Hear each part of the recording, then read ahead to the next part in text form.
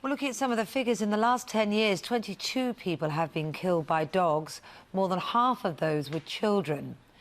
A further 200,000 people are believed to be bitten by dogs each year.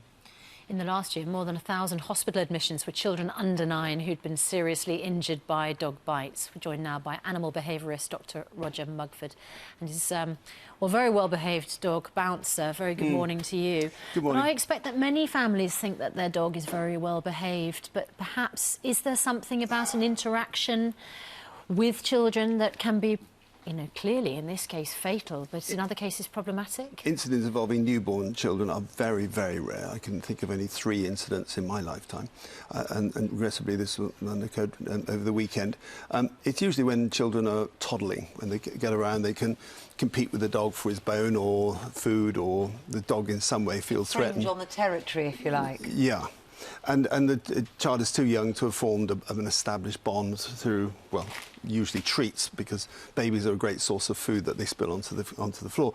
So for most children, the growing up process is enormously enriched by having a pet in the family. And obviously, children with particular needs, maybe autistic children, there's very good evidence that they're massively benefited by having a dog in the family. But parents have to be sensible, never leave dog and child alone.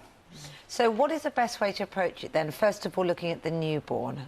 The newborn, be very careful in that first introduction and invest in a muzzle. When you say careful, what is the best way to introduce? Good question.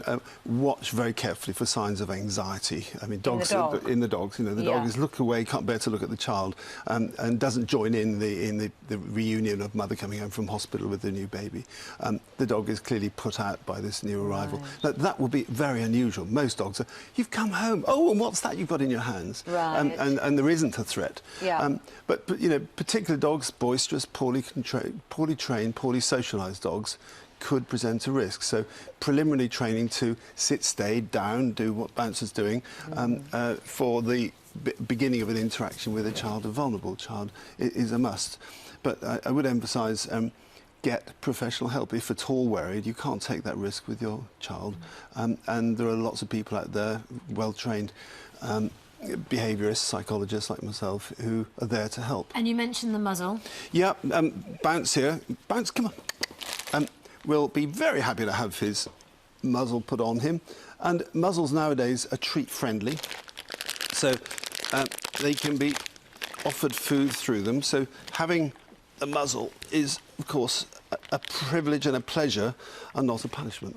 Right. So if in doubt, but that's just the beginning of a journey. Obviously, dogs live a long time, babies even longer.